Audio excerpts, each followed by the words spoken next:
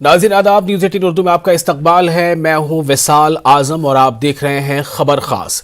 खबर खास में आज फिर वही बात, यानी आज फिर मंदिर मस्जिद, क्योंकि खबर यही सबसे अहम है ऐसा समझा जा रहा है। दरअसल ज्ञानवापी मस्जिद में जिस तरह का क्लेम किया गया और उस क्लेम के बाद जिस तरह वहां की निचली अदालत ने सर्वे करने की इजाजत दी, हालांकि इसकी मुखालफत वहां पर जो दूसरे फरीक हैं, जो मुस्लिम फरीक, उसने क्या कि इस तरह का कोई सर्वे नहीं होना चाहिए, ये 1991 एक्ट की खिलाफ वर्जी होती है। लेकिन निचली अदालत ने मुस्लिम फरीक की बात मानने से इनकार किया। मामला हाईकोर्ट पहुंचा, वहां से भी मुस्लिम फरीक को राहत इस मामले में नहीं मिली और वहां सर्वे का काम निचली अदालत में शुरू हो गया। जब सर्वे का काम शुरू हुआ उससे ठीक पहले जो कमीशन निचली अदालत ने, वाराणसी की जो अदालत है, उसने कायम किया था, उसमें एक नाम पर मुस्लिम फरीक ने एतराज जताया था कि अजय मिश्रा जो कमिश्नर हैं उन्हें इनसे अलग किया जाए, उन्हें कमीशन से हटाया जाए, चूंकि वो पार्शियल हैं, वो बायस्ड हैं। लेकिन इस बात को माना नहीं गया, उन्हें कमीशन में रखा गया। जब सर्वे कंप्लीट हुआ तो सर्वे कंप्लीट होते होते यह खबर आ गई कि अजय मिश्रा को इस कमीशन से हटा दिया गया है। अभी एक नई बात सामने आई। क्यों हटा दिया गया? जाहिर है कुछ उनके ऐसे काम रहे या उन पर कुछ ऐसे इल्जामात रहे कि जो सैंक्टिटी ऑफ कोर्ट है, जो सैंक्टिटी ऑफ कोर्ट ऑर्डर है, उसमें कहीं ना कुछ गड़बड़ी हुई, हटा दिया गया। तब लोगों ने यह भी कहा कि देखिए मुस्लिम पक्ष तो पहले से कह रहा था, लेकिन आपने उसे अब हटाया। फिर बात यह आई कि नहीं, जो रिपोर्ट सबमिट होनी है उसे सबमिट होने के लिए 2 दिनों का वक्त दिया जाए। वक्त दे दिया गया। इधर सुप्रीम कोर्ट में भी हियरिंग हो गई।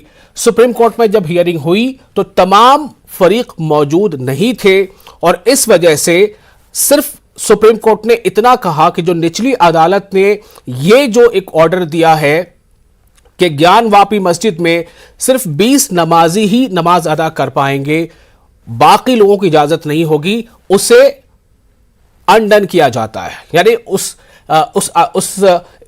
हुक्म को रोका जाता है। और सुप्रीम कोर्ट ने पहली समाअत में यह कह दिया कि मुसलमानों को वहां नमाज पहले की ही तरह पढ़ने की पूरी तरह से इजाजत होगी।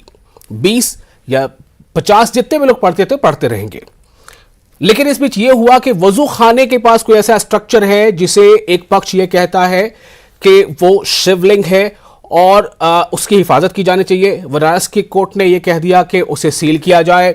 सुप्रीम कोर्ट ने पहली समाअत में कहा कि जहां पर ऐसा कोई स्ट्रक्चर मिलने का दावा किया गया है उस दावे की जगह की हिफाजत होनी चाहिए। इसी बीच खबर क्या आ गई कि जो कमिश्नर हटाए गए हैं उनके हक में यह एप्लीकेशन दिया गया कि उन्हें फिर से शामिल किया जाए और उन्हें इस बात की इजाजत दी जाए कि वो अपनी रिपोर्ट सबमिट कर सके। अब आप देखिए कितनी तरह की चीजें सामने आ रही हैं। कैसे आप भरोसा करेंगे जिन्हें आपने भरोसा न करते हुए हटाया, फिर भरोसा करते हुए उन्हें शामिल किया, उनकी रिपोर्ट भी सबमिट करा ली। खैर, रिपोर्ट सबमिट हो गई है, लेकिन इसी बीच सुप्रीम कोर्ट में आज जब समाअत हुई तो आज भी तमाम फरीक मौजूद नहीं थे और जो विष्णु जैन है उन्होंने कहा कि एक दिन की हमें कम से कम मोहलत दी जाए। लेकिन जो मुस्लिम पक्षकार, उनके जो वकील थे हुजैफा अहमदी, उन्होंने कहा कि अगर ऐसा होता है तो इससे बहुत सारे और मामले कई शहरों और जगहों में सामने आ रहे हैं और खुद बनारस की अदालत कोई ऐसा ट्रायल शुरू कर सकती है, ऐसा कोई आदेश दे सकती है जिससे अब जो हमारी भावनाएं हैं, यानी मुस्लिम पक्ष की जो भावनाएं, उस पर उसकी भी ठेस पहुंच सकती है। ऐसी कई बात सामने आई है। तो बहरहाल सुप्रीम कोर्ट ने यह कह दिया कि अगले आदेश तक, यानी जब तक कि सुप्रीम कोर्ट में अगली समाअत ना हो जाए तब तक जो बनारस की निचली अदालत है वो कोई आदेश, कोई नया हुक्म जारी नहीं करेगा। यहां तक बात हो चुकी है। यहां से आगे अब क्या रास्ता बनता है, क्या खुलता है, इस पर बात करेंगे हमारे अपने खास मेहमानों से। हमारे साथ 4 मेहमान मौजूद हैं। हमारे साथ है संजय चौधरी, तर्जुमान बीजेपी। हमारे साथ है प्रेम कुमार, सीनियर जर्नलिस्ट। हमारे साथ है Abbas Haider, national spokesperson Samajwadi Party, और Tehseen Poonawalla, advocate cum activist. आप तमाम लोगों का बहुत बहुत इस्तकबाल है। तहसीन पूनावाला और प्रेम कुमार जी, आप दोनों से हम लोगों ने कल भी इस मौजू पर आप दोनों बातचीत में शामिल थे और आज उसका एक अगला दिन है उसकी समाअत का। तो तहसीन पुराना, मैं सबसे पहले आपके पास आना चाहूंगा और मैं ये जानना चाहता हूं कि कल जो हम लोग बात कर रहे थे, आज जो कुछ हुआ है, अब इस पर क्या आपका रिएक्शन है? यहां से आगे इंसाफ के तकाजे और कितने बन जाते हैं या बढ़ जाते हैं? दोबारा से आपके शो में शिरकत करने का मौका मिला, इसलिए शुक्रगुजार हूं। सभी पैनलिस्ट को आदाब और नमस्कार कहते हुए, दर्शकों को आदाब और नमस्कार कहते हुए मैं अपनी बात आपके सामने रखना चाहता हूं। कल जो हमने चर्चा की वो बहुत महत्वपूर्ण चर्चा थी आपकी शो के ऊपर। जैसे मैंने कल आपको लीगल पहलू समझाए थे कि मेरा ये मानना था कि माननीय सुप्रीम कोर्ट सारे प्रोसीडिंग्स पर स्टे उन्हें देना चाहिए लोअर कोर्ट के, क्योंकि प्रिमा फेसाई ये अनकॉन्स्टिट्यूशनल है। तो माननीय सुप्रीम कोर्ट ने आज वो बात रिलीज 2 दिन के लिए की है। देखिए, मैं आपके दर्शकों को कुछ बताना चाहता हूं। जो राम जन्मभूमि बाबरी मस्जिद का जो विवाद था, उसमें जो सुप्रीम कोर्ट का माननीय सुप्रीम कोर्ट का जजमेंट आया, उस जजमेंट के अनुसार जो प्लेसेस ऑफ वर्शिप एक्ट 1991 है, उसे भारत के आइन का एक बेसिक स्ट्रक्चर माना गया है। ये सुप्रीम कोर्ट के रिटन जजमेंट में लिखा गया है, फंडामेंटल राइट यानी बेसिक स्ट्रक्चर। यानी कि इस बेसिक स्ट्रक्चर में आपके पास पूरी तरह से बहुमत होने के बावजूद आप तब्दीली नहीं कर सकते संविधान के आइन के बेसिक स्ट्रक्चर में, और सुप्रीम कोर्ट के 5 जज बेंच ने इसे मान्यता दी है। अब अगर माननीय प्रधानमंत्री जी को इसे चेंज करना है, या तो पार्लियामेंट में वो कानून लाए, या तो उसे सुप्रीम कोर्ट में चैलेंज करना पड़ेगा 7 या 13 जज या 9 जज के बेंच के सामने। तो सबसे पहली बात हमें समझना चाहिए कि प्लेसेस ऑफ वर्शिप एक्ट एक बेसिक स्ट्रक्चर है। दूसरी बात, बार बार भाजपा एक झूठ कहती है। वो कहती है देखो इस एक्ट में कोई कुछ एक्सेप्शंस है। एक्सेप्शंस आर्कियोलॉजिकल साइट्स के लिए है, वो इस चीज के लिए एक्सेप्शन है अगर आप आर्कियोलॉजिकल कोई सर्वे करना चाहते हो। अगर आप एग्जिस्टिंग स्ट्रक्चर यानी कि मस्जिद या मंदिर या जैन मंदिर या चर्च को आप एग्जिस्टिंग जो प्रेयर का जो स्थल है उसे चेंज करते एक अलग धार्मिक स्थल से बनाना चाहते हो, उसमें कोई एक्सेप्शन नहीं है। तो बार बार भाजपा आधे कानून को कोट करते झूठ कहता है। लास्ट चीज मैं आपके सामने रखना चाहता हूं, ये बार बार भाजपा इसलिए करा रही, वर्तमान सरकार मौजूदा हुकूमत इसलिए करा रही है क्योंकि इकोनॉमी पर पूरी तरह से हमारा मुल्क फेल हो चुका है। वो सिर्फ विवाद चाहते हैं। मैं अपनी बात इस चीज से समाप्त करूंगा। आज ही माननीय शिवराज सिंह चौहान ने एक वीडियो ट्वीट किया है उनके बेटे का। उन्होंने अमेरिका से ग्रेजुएशन किया है। मैं आपके दर्शकों को समझाना चाहता हूं, शिवराज सिंह चौहान के बेटे अमेरिका से ग्रेजुएशन करेंगे, अमित शाह जी के बेटे शेख के साथ पार्टी करेंगे दुबई के अंदर और आईपीएल में रहेंगे, ओवैसी के बच्चे विदेश में पढ़ाई करेंगे। आपके बच्चों को बेरोजगार किया जा रहा है, आपके बच्चों के पास नौकरियां नहीं है। जो भीड़ इकट्ठा हो रही है उसमें आपके बच्चे, इनके बच्चे नहीं है। इस जहर मत फैलने दीजिए। आप सोचिए क्या कर रहे हैं। इनके बच्चे अमेरिका में पढ़ाई करते हैं, अंग्रेजी में पढ़ाई करते हैं, आपको हिंदू मुसलमान के विवाद में। इससे थोड़ा आगे बढ़ते हैं, इसको थोड़ा यहां पर रोकते हैं, इस बातचीत को, आपके इस कमेंट को, फिर आपके पास वापस आएंगे। हमारे साथ प्रेम कुमार जी हैं, सीनियर जर्नलिस्ट हैं हमारे साथ, और संजय चौधरी जी भी हैं। संजय चौधरी जी, इस मामले पर थोड़ी अब सियासी बयानबाजी भी हो रही है। समाजवादी पार्टी का भी सर बयान आया है, कुछ और जमातों ने सर बयान दिया है, और जो पॉलिटिकल नैरेटिव है वो ये कहा जा रहा है कि इसी चीज़ों को सामने लाया जा रहा है कि बहुत सारे ऐसे मुद्दे हैं, इकोनॉमी जो है वो बिल्कुल नीचे गिरती चली जा रही है, बेरोजगारी बढ़ती चली जा रही है, महंगाई ऊपर होती चली जा रही है। इन सब पर पर्दा डालने के लिए ऐसे मुद्दे उठाए जा रहे हैं। मैं आपसे जानना चाहता हूं कि आप कैसे इसको डिफेंड करेंगे? ज्ञानवापी का मुद्दा, मथुरा का मुद्दा, ये क्या इन मुद्दों को ढकने के लिए इन मुद्दों को उठाया जा रहा है, या फिर ये मुद्दे वाकई ऐसे हैं जो बहुत वक्त की अहम जरूरत है? नहीं करना चाहता, लेकिन इसकी जो सच्चाई है वो खुली आंख से सामने रखना चाहता हूं। तहसीन भाई ये बताएं, ज्ञानव्यापी का मुद्दा जब 1936 में जब उठा, तब क्या महंगाई का, बेरोजगारी का, इस मुद्दे को लेकर उसको रोकने के लिए उठा था क्या? उस समय भी तो उठा था। यानी कि लगातार इस मुद्दे को उठाया जा रहा है और लगातार इस पर कमीशन बैठे हैं। तो जो इशू लगातार डिस्कस हो रहा है, लगातार रखा जा रहा है, तो मुझे लगता है कि उस मुद्दे को दूसरी तरह से रखकर, जी बोले, तो मुझे लगता है कि केवल एक हिस्से की सच्चाई को देखकर दूसरे हिस्से की सच्चाई को मूंदने का जो काम है, वो मुझको लगता है कि तटस्थ कहे जाने वाले लोग तटस्थ भूमिका में जब रखते हैं तो उन्हें पूरी स्थिति को साफ साफ रखना चाहिए ताकि जनता में किसी भी प्रकार का भेदभाव न दिखे। ठीक है, अगर ये 1936 में उठ सकता है, अगर ये 1991 के पहले उठ सकता है, अगर ये 1996 में उठ सकता है, अगर ये 2006 में उठ सकता है, तो इस समय अगर इसकी सुनवाई हो रही है तो इसमें तो न्याय देर से मिलता है और न्याय का मूलभूत सिद्धांत है कि justice delays is justice deny. तो मुझे लगता है कि न्याय के पैमाने पर भारतीय संविधान न्याय के लिए तो न्याय के दरवाजे को बंद नहीं करता है। इसीलिए जब वर्शिप एक्ट की बात होती है तो उसको भी सुनवाई के लिए खोला गया है। तो मुझे लगता है कि आधे अधूरे तथ्य को रखने के बजाय सत्य को अपनी आंखों से देखने की कोशिश कीजिए। इस पर पॉलिटिक्स हो रही है और क्या इससे पहले ये मामला उठा था तो क्या तब भी महंगाई और बेरोजगारी और ऐसे मुद्दे थे? तो ऐसे मैं आपके पास थोड़ी देर में आऊंगा। संक्षेप में इसका लीगल जवाब दे देता हूं, संक्षेप में लीगल जवाब। जी जी जी। ये आपके शो पे कहा गया कि आधी अधूरी बातें। मैं चैलेंज के साथ कह रहा हूं, दावे के साथ कह रहा हूं, एक भी लीगल बातें आपके शो पर नहीं की गई। मैंने जो कहा ये बेसिक स्ट्रक्चर ऑफ कॉन्स्टिट्यूशन है, क्या वो गलत है? बेसिक स्ट्रक्चर को क्या चेंज किया जा सकता है? क्या सुप्रीम कोर्ट की जजमेंट? दूसरी बात मैं कहना चाहता हूं, प्लीज बीच में मत बोलिए, प्लीज बीच में मत बोलिए, प्लीज बीच में मत बोलिए। ऐसे डिबेट मैं नहीं करता, धर्मनिरपेक्ष ऐसे डिबेट नहीं करता। संजय जी सुने जरा, सुने, बारी बारी से सबको मौका दिया जा रहा है। संजय जी प्लीज, आप प्लीज मुझे जवाब देने का मौका दिए, मेरा मौका है। लेकर आते हैं धर्मनिरपेक्षता, तब वो क्या आता है? Sanjay ji please please. हाँ, तो जैसे मैंने दर्शकों को पहले से बताया कि बेसिक स्ट्रक्चर को आप चेंज नहीं कर सकते। अब हम आते मेन मुद्दे पर। 1936 में क्या हुआ, 1836 में क्या हुआ, भारत में 300 वर्ष पहले क्या हुआ, वो सारी बातों का कट ऑफ डेट 15 अगस्त 1947 है। बिल्कुल, as per the peoples of worship act, जब भारत एक आजाद मुल्क बना और उसके बाद भारत का संविधान आया। अब आप कितने ऐसे मंदिर को खोलोगे जो पहले जैन मंदिर थे, जैन मंदिर को आप देखोगे जो पहले मस्जिद थे, मस्जिद को देखोगे जो पहले चर्च थे। ये एक कट ऑफ डेट भारत के पार्लियामेंट ने 15 अगस्त 1947 को दिया है और सुप्रीम कोर्ट ने इसे basic structure of the constitution, जिस कानून का सहारा लेते हैं वो कानून तभी लागू होता है ना जब वो बना है, जब वो कानून एग्जिस्ट करता है। जब वो कानून था ही नहीं, उसके पहले के मामले को हम कैसे ला सकते हैं उस कानून के दायरे में? समाजवादी पार्टी से हमारे साथ मौजूद है छोटा सा रिएक्शन अब्बास हैदर साहब, आपका रिएक्शन जानना चाहूंगा। आपके नेता का एक बयान भी आया है इस पर।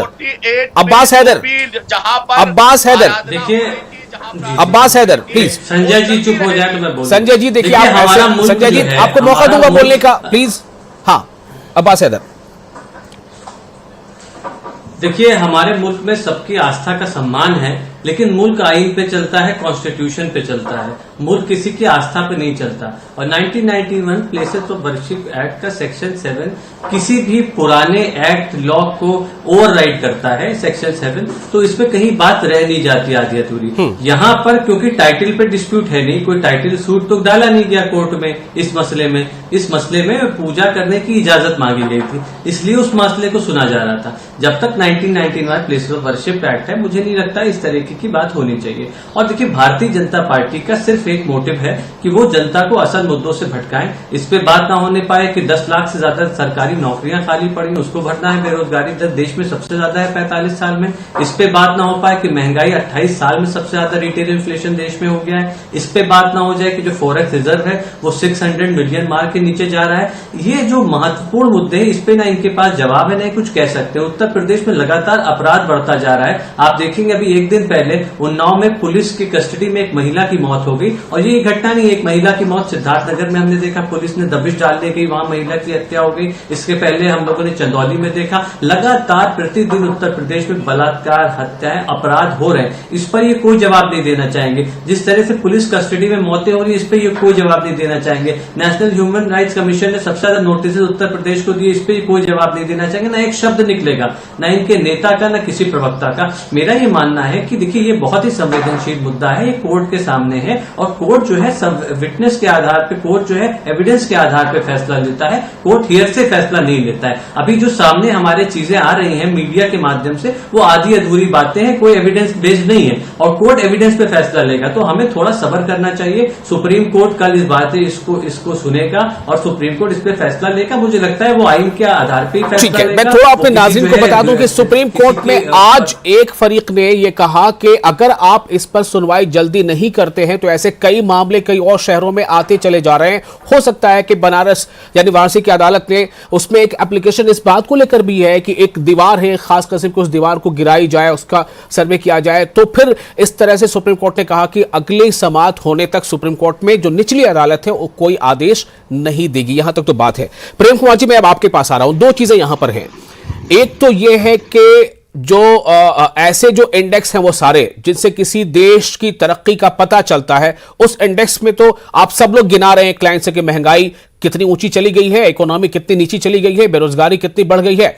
लेकिन इन सबसे परे क्या अदालतों पर एक बहुत बड़ा जिम्मा अभी नहीं है कि सियासत का इंस्टीट्यूशन भले ही कमजोर पड़ रहा हो लेकिन जो जस्टिस का इंस्टीट्यूशन है वो कमजोर ना पड़े? क्यों ऐसी बातें सामने आ रही हैं कि 1991 एक्ट के होते हुए, मैं आपको अपडेट दे दूं, शायद अब सब लोग जान रहे होंगे इस बात को कि मथुरा शाही मस्जिद के मामले पर जो टाइटल सूट है, पिछली बार जब यह अपील दायर की गई थी तो उसे खारिज कर दिया गया था 1991 का हवाला देते हुए, लेकिन आज उस मामले पर हियरिंग की मंजूरी मिल गई है। प्रेम कुमार जी, अब आपसे आगे सुनना चाहता हूं। जी विशाल जी, देखिए मैंने पहले भी कल की डिबेट में भी कहा था कि एक साथ एक ही मसले पर 3 अलग अलग अदालतों में सुनवाई चल रही है और जिस तरीके से बातें सामने आ रही हैं, मैं आज उसमें जोड़ता हूं कि अदालतें दबाव में दिख रही हैं, अदालतें दबाव में दिख रही, मैं रिपीट करता हूं। इसलिए आप देखेंगे कि सुप्रीम कोर्ट में एक पक्ष टाइम बाय करने की कोशिश करता है कि किसी तरीके से इलाहाबाद हाई कोर्ट में जो सर्वे वाला मामला है उसकी बातें आगे बढ़ जाएं। फिर एक पक्ष बनारस कोर्ट में इस तरीके से होता है कि कुछ नए मामले लेकर के कुछ आदेश हासिल कर लिया जाए और एक मामले में तो बिना दूसरे पक्ष को सुने हुए आदेश दिया भी गया बनारस कोर्ट से। तो बनारस की कोर्ट पे सुप्रीम कोर्ट अब स्टे लगा देता है या रिस्ट्रिक्ट कर देता है कि अब आप फैसला नहीं सुना सकते। तो ये जो स्थिति बनी है ये इसलिए बनी है कि कहीं ना कहीं 1991 वाले एक्ट की आत्मा को समझने में जानबूझकर के चूक की जा रही है या किसी दबाव में चूक की जा रही है। क्यों अब देखिए पूरे देश में एक साथ बाढ़ आ गई है ऐसे मामलों की जहां पर कि दावे और प्रतिदावे हो, तनाव पैदा हो रहे हैं हर जगह। इसी स्थिति को रोकने के लिए तो 1991 का एक्ट है और उस एक्ट का मतलब है कि अगर किसी जगह में मान लीजिए ज्ञान वापी में ही अगर मंदिर का अवशेष नीचे मिलता भी है तब भी उस एक्ट के हिसाब से उसको मंदिर में कन्वर्ट नहीं किया जा सकता। ये एक फैक्ट है, लेकिन इसको नजरअंदाज करके आप देखेंगे इस पूरे प्रकरण में भारतीय जनता पार्टी कहीं नहीं है, बिल्कुल नहीं है। क्योंकि बीजेपी का जो लंबा आंदोलन चला राम जन्मभूमि का, उसमें उनका एक कमिटमेंट भी था कि नहीं उसके बाद दूसरा मसला हम नहीं उठाएंगे। पर इस बार क्या हो रहा है कि बीजेपी से जुड़े हुए अनुषंगी संगठन या उनकी जैसी सोच रखने वाले लोग खुलेआम उनको आजादी दी जा रही कि आप ये मसले उठाइए और ये उठाया जा रहा है। और अदालत अगर सुप्रीम कोर्ट, देखिए सुप्रीम कोर्ट रेस्ट्रिक्ट कर रहा है बनारस कोर्ट को कि आप फैसले नहीं दे सकते, तो उससे पहले जो फैसला दिया गया उस पर सुप्रीम कोर्ट चुप है। इलाहाबाद हाई कोर्ट सर्वे करने का आदेश देता है, सर्वे करने का आदेश 1958 वाले एक्ट के तहत आर्कियोलॉजिकल पर्पस से दिया जा सकता है, लेकिन इस पूरे मामले में हमने पहले भी कहा कि आर्कियोलॉजिकल पर्पस है ही नहीं। पर्पस सिर्फ और सिर्फ है कि किसी तरीके से यह साबित किया जाए कि उस जगह पर मंदिर मूर्ति कुछ अवशेष थे और ताकि वहां के ढांचे को बदला जाए, मस्जिद को मंदिर में बदला जाए। अगर इस तरह की मंशा है और इसको अदालत समझ नहीं पा रही है तो यह अदालत की नासमझी है कि अदालत किसी दबाव में है। यह बात मैं सीधे तौर पर रख रहा हूं। जी मैं आपको बताऊं कि एक तो मैंने आपको बात अभी बताई कि किस तरह वहाँ मथुरा की जो लोकल कोर्ट है उसने इसको हरी झंडी दी है कि इस पर सुनवाई हो सकती है। दूसरी, अब मध्य प्रदेश से खबर आ रही है, भोपाल की जामा मस्जिद काफी मशहूर है, ताजुल मसाजिद, वहां के बारे में एक संगठन है, उसका कहना है कि उस मस्जिद के नीचे उसे भी जो है उस मस्जिद का भी जो निर्माण है वो कुछ इस तरीके से हुआ था कि उसके नीचे कुछ अवशेष हैं, कुछ देवी देवताओं की मूर्तियां ऐसी हो सकती हैं, ये बात आ रही। दो जगह पर मध्य प्रदेश ऐसे मामले हैं। औरंगाबाद की एक मस्जिद के बारे में ऐसी खबर आ रही है कि वहां भी कुछ इस तरह का क्लेम करने की तैयारी चल रही है। तो सवाल इस बात को लेकर है कि क्या तब हम क्या करेंगे जब बहुत सारी ऐसे आज के एग्जिस्टिंग प्लेसेस ऑफ वर्शिप पे कहीं पे जैन मंदिरों के कुछ अवशेष पाए जाते हैं, कहीं पर बौद्ध मठों के कुछ अवशेष पाए जाते हैं जिन्हें बहुत ढकने छुपाने की कोशिश लगातार की जा रही है। जब वो भी एक ग्रुप खड़ा हो जाएगा कि हमें भी उसकी खुदाई करानी है, वहां पर हमारे मंदिर और हमारे आस्था के प्रतीक है, तो क्या इस तरह की हालात में ये सब कुछ बस इसी तरह होता रहेगा, तनाव बढ़ता रहेगा जो अभी प्रेम कुमार जी कह रहे हैं? संजय चौधरी जी, मुझे आपका इस पर रिएक्शन चाहिए।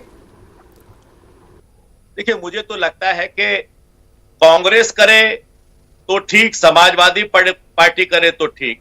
श्रृंगार गौरी की लगातार हो रही पूजा को 1991 के बाद जब उत्तर प्रदेश में राष्ट्रपति शासन लगता है तब बंद कर दिया जाता है। और ये श्रृंगार गौरी की पूजा की अनुमति कब मिलती है? ये अनुमति मिलती है 2004 में, जब उत्तर प्रदेश में समाजवादी पार्टी की सरकार है। यानी कि रोकेंगे आप और करेंगे आप। तब तो 1991 का जो वर्शिप एक्ट है उस पर कोई संकट नहीं आता, देश में कई तनाव नहीं होता, कोई संविधान की अवहेलना नहीं होती। मस्जिद के स्ट्रक्चर को बदलने की क्या कोई बात सामने आ गई थी? तहसीन पुनावाला, इसका जवाब दीजिए जो संजय जी जो सवाल उठा रहे हैं। दूसरी बात, राम जन्मभूमि के मामले में कांग्रेस पार्टी के कपिल सिब्बल कहते हैं कि इसका निर्णय चुनाव के बाद किया जाए, सुप्रीम कोर्ट उस पर फैसला आ चुका है, उसको रहने दे, लेकिन उसमें जो जजमेंट है जो बाद के लिए उससे हम बात कर सकते हैं। जी तहसीन, इसका जवाब दे। समाजवादी पार्टी ने अलाउ किया तो क्या वो ठीक था? तो न्यायालय खराब कर रहा है। तो ये दो तरफ का मैं जवाब ले रहा हूं संजय जी, जवाब ले रहा हूं जी, जवाब ले रहा हूं। तहसीन पुनावाला। नहीं, देखिए, ये बहुत ही इमेच्योर बातें हैं। जो मथुरा के अंदर अभी सूट डाला गया है वो टाइटल सूट है। टाइटल सूट अगर आप प्लेसेस ऑफ वर्शिप एक्ट को भी अगर आप नहीं देखें तो टाइटल सूट लिमिटेड होते हैं, लिमिटेशंस होती है, टाइम बाउंड लिमिटेशंस होती है। और मथुरा के सूट के अंदर भी जो लोअर कोर्ट का पहला आदेश आया था, बोला था आप क्यों आ रहे हैं इसके यहाँ पर सूट देने का? आप यार ऐसे में डिबेट नहीं कर सकता। अगर हम इतने महत्वपूर्ण सब्जेक्ट, देखिए, अगर हम महत्वपूर्ण सब्जेक्ट, संजय जी मैं उन्हीं का जवाब देना चाह रहा हूँ। इसे नहीं होता है ना जी, जैसे बात हो रही है यहाँ ज्ञान व्यापी की, आप ले जा रहे हैं दोनों लिमिटेड टाइम में, ऐसे आप इंटरफेयर करेंगे तो किसी की बात पूरी नहीं हो पाएगी। माफ करना चाहता हूं मैं जिसे कहने का मौका देता हूं प्लीज वो कहे, वरना मुझे ऑडियो म्यूट करना पड़ेगा। प्लीज देखिए, तहसीन बोले जी। अक्सर लोग बीच में क्यों बोलते, क्योंकि उनके पास कोई तथ्य नहीं रहता, कानूनी नहीं। वो श्रृंगार गौरी की पूजा की बात कर रहे हैं, छोड़कर मैं दो कानूनी बातें करना चाहता हूं। मथुरा की बात हुई क्योंकि मथुरा की बात भी निकली और आज मथुरा का एक अहम फैसला है, इसलिए मैं कह रहा हूं title suit places of worship act को लगता नहीं, टाइटल सूट का भी एक टाइम बाउंड लिमिटेशन देता है। मैं आपके पास या बीजेपी के मेरे मित्र के पास नहीं जा सकता, कह सकता हूं 300 साल पहले मेरे पूर्वजों की जमीन थी, आज इस पर मैं अपना घर बना दूंगा। 300 साल पहले ताजमहल मेरे पूर्वजों की जमीन थी। टाइटल सूट का एक टाइम लिमिटेशन होता, वरना देश कहां जाएगा? ये इंटरनेशनल कानून है। दूसरी चीज, हम जाते ज्ञानवापी पर जहां पर पूजा हो रही थी, उस पूजा पर कोई ऑब्जेक्शन नहीं ले रहे। ऑब्जेक्शन किस बात पे हो रही है? ऑब्जेक्शन इस बात पे हो रही है कि आपने, एक पक्ष ने दावा किया, ऑफिशियल रिपोर्ट में आया कि कहीं पर शिवलिंग मिला है। कोर्ट जो है उस दावे को कबूल करता है बिना दूसरे पक्ष को सुने, मान लेता है वो शिवलिंग है, कोई ऑफिशियल रिकॉर्ड नहीं है, उस जगह को सील कर देता है, मस्जिद को सील कर दिया जाता है। मैंने कल भी कहा सुप्रीम कोर्ट ने ये ऑर्डर इलीगल था, सुप्रीम कोर्ट इसे चेंज करेगा और सारी प्रोसीडिंग्स पर स्टे लाएगा, और वही हुआ। आप कहां पर जाते हो? जो व्यक्ति, और मैं बड़े जिम्मेदारी से कहता हूं, जो व्यक्ति भागकर जाते कोर्ट के अंदर, कहते हैं देखो हमें शिवलिंग मिल गया है, ये दावा है, और ऑफिशियल रिपोर्ट नहीं रहता है, उस ऑफिशियल कमिश्नर को सस्पेंड किया जाता है। उन्होंने जो प्रोसेस किया वो प्रोसेस इलीगल है, जो फोटोग्राफी की वो फोटोग्राफी इलीगल है। ये किस तरह का सर्वे हो रहा है? लोअर कोर्ट से मान रहा है। इसीलिए सुप्रीम कोर्ट ने स्टे डाला। आप कौन सी बात को कहा ले जाते मैं बिल्कुल बस जाते जाते एक बयान आपको सुनाना चाहता हूं, छोटा सा बयान है। मैं अपने प्रोड्यूसर से रिक्वेस्ट करूंगा, एक बयान है जो उस मस्जिद के इमाम का है, वो बयान को जरा सुना दें ताकि एक पक्ष सामने आ जाए। जी अकबर के ज़माने से भी पहले की है ये। शाहान शर्क़िया जौनपुर, जिनका ज़माना अकबर के ज़माने से बहुत पहले का है, उस ज़माने में मुहद्दिस सुलेमान जौनपुरी बहुत सी मस्जिदें बनवाई। तो उस ज़माने में की ये मस्जिद है जो अकबर के ज़माने में भी थी, और उसके सब बाकायदा साक्ष्य मौजूद हैं और इसी किताबों के अंदर बातें मौजूद हैं कि अकबर के माहौल को ख़राब करने की एक कोशिश है। हम इसको अच्छी निगाह से नहीं देखते हैं, लेकिन बहरहाल अब मामला उठ ही गया है और कोर्ट ने सुन भी लिया है और देख भी रही है, तो मामला कोर्ट के है। और ऐसा कोई भी काम ना किया जाए जिसकी वजह से हमारे शहर की भी बदनामी हो और ख़ुद अपना भी नुकसान हो, हमारी मंदिर मस्जिद का भी नुकसान हो। चलिए, बहुत शुक्रिया। उनका सिर्फ ये मुख्तसर कहना था कि अकबर के जमाने से पहले वो मस्जिद बनाई गई है। बात किस पर आ रही है? बहुत बाद वाले के नाम पर नाम आ रहा है कि फला ने ऐसा किया और तोड़ा, जो कि उससे बहुत पहले के जमाने की मस्जिद है। मैं ये नहीं कह रहा हूं कि ये जो कहा बिल्कुल ये ऑथेंटिक है, आप इसे भी लोग उसको जांच कर सकते हैं कि इनकी बात कितनी सही है या नहीं है। लेकिन फिलहाल सिर्फ इतना है कि उन्होंने एक अपील बड़ी अच्छी की है कि ऐसा कुछ भी ना हो कि हमारे शहर का माहौल बिगड़े, क्योंकि शहर का माहौल बिगड़ेगा तो देश पर भी इसका असर पड़ता है। बहुत शुक्रिया आप तमाम लोगों का अपना कीमती वक्त देने के लिए। मुझे दीजिए इजाजत। आदाब।